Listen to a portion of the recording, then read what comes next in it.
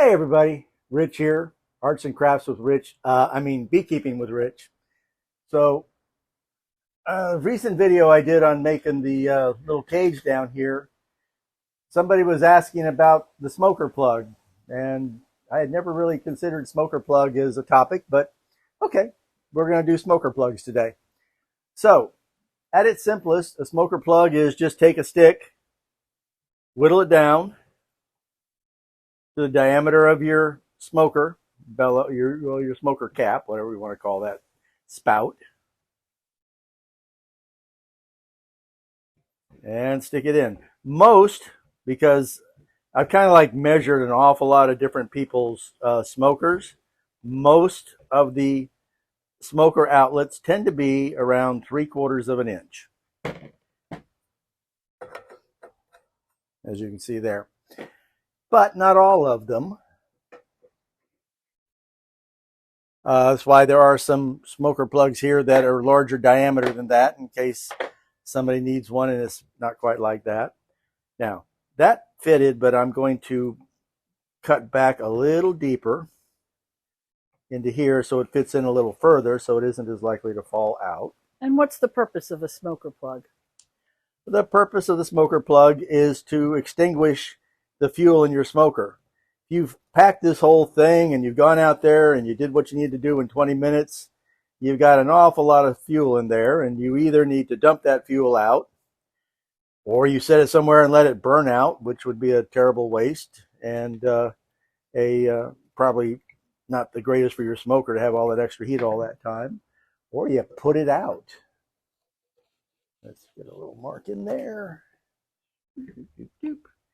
So at its simplest, like I say, you take a stick and you whittle it down. Now, green wood, not so good because assuming you don't lose your plug, and we'll talk about that in a minute, you will probably end up losing it if you don't do anything else before long. What do you mean green wood? Well, green wood is wood that still has moisture in it after it's been cut down, and it will continue to shrink for some months, and it'll get really loose, and it'll start falling out on its own unless there's something there to hold on to it. As examples, these are all dry wood, and they don't shrink anymore, and they're the right size. I'm going to go through some of these right now. I really like the ones that I've been making with a piece of copper pipe on the end. Copper pipe, as you can see, doesn't fit all that snugly, but it doesn't need to because you've always got a rim around here with those, and that rim will seal it off just fine. And the weight of the plug keeps it in there real well. Now, I make those because I have a lathe. I make these by just turning this piece, and I turn a piece that comes up into here, and I just slip that over with a little glue. You don't have to do it that way. You can take a 3/4 inch drill bit if you have them. You can drill any odd piece of wood like this one was done. You can just drill a hole into a regular piece of wood, take a regular dowel. That's about the right diameter. This one's a 3/4, slightly more than that. And you can just put the two pieces together to do the same thing. You'll make it a little loose in here, but because of that, it'll stay on nice and tight. Tight enough to seal and choke off the air supply. Put it that way. So, but again, as I said, at its simplest, it's nothing more than whittle a piece of wood, leave the piece long, do your whittling. If you're going to drill a hole to just run a string through, again, do it before you cut this piece off.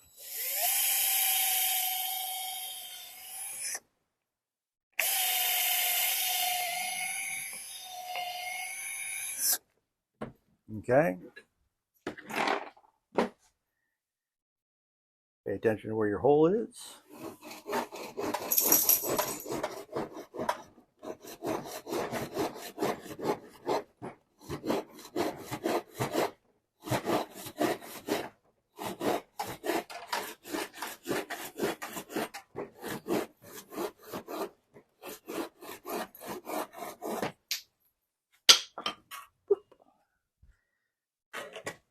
And you technically have your smoker plug. You've also drilled a hole in it that you can put a piece of string or a chain or a piece of wire through. And attach it to the smoker. Yes. So it hangs. But I'm going to show you some other ways to attach using this one. So hang on just a second. You can just as easily drill a little pilot hole in the top and screw an eye screw in here.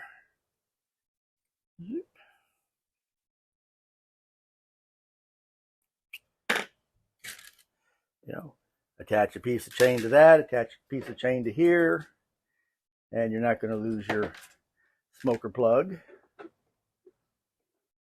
Oops. Unless you drop it. Yeah, they call me Grace for a reason. Yeah, slow down. Okay, attach the chain to what? The eye bolt? Attach the chain to the eyelet, like that one. Okay. You can also,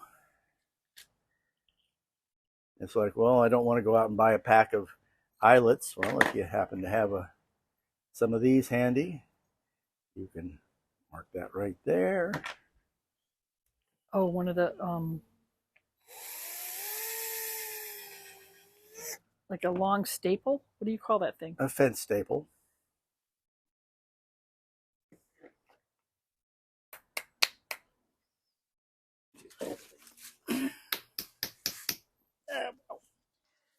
All right, not the most. Can't really do it on the table because it's just going to shake and pound. But at any rate, you get the idea. You could put a staple in like that, or you could put that staple in the side if you wanted to. You could use a piece of string, although string is going to deteriorate pretty quickly. Or could burn. Or not likely to burn, but I guess you might hit it with your torch when you're lighting the thing up. But you know, any old piece of chain. This happens to be clock chain here. This is just a really fine wire chain. Whatever scrap of chain you have, small diameter. So you could use scrap wood. You can use scrap. But you're better off dowels. If you'll just get a dry dowel. As you can see, I whittled this one just enough so far to make a mark where the scorch is. Oh, I should mention to you too, rarely do these things stay round. I mean, this one oftentimes is quite oblong, and the easiest way to deal with that is to take a pair of needle nose pliers, shove them in there like that, and just flex it a little bit. Makes it a lot more round. Okay. Another little tip. As I was saying, back to this. This is just barely enough, so it's got the black on it. So now I'm going to cut it off. Just take the black off. And the black came from the spout of the smoker. And the black came from the spout of the smoker. Why are you taking the black off? To make it fit inside? To make it fit a little better. That's a really tight fit there. And the black, it acts like, well, once upon a time, carbon black was used to test fit things. It's a very old technology. Still one that does things very well. Take what carbon paper, which used to be everywhere all the time. Now I'm not even sure if you could find it anywhere. But you would put it between two surfaces, and where it rubbed, you knew you had a high spot to take down or whatever. So there you go. You can whittle this further back, which is what I would do in this case, is whittle to about there. Take it off about here. Drill a hole. This one isn't quite big enough, but drill a hole that would take that. Or you could take some glue and some string and wrap a wad around it up here. Anything that worked for you to make a plug. But like I said, the simplest is, of course, just to grab a stick, whittle it on the end and stick it in there. It'll always do you. And smoker plugs are very handy because it puts out and conserves your fuel. And there's really nothing better than the fuel that's in there that has been toasted, roasted. Okay, it is a lot easier to light it back on fire than putting new fuel in there.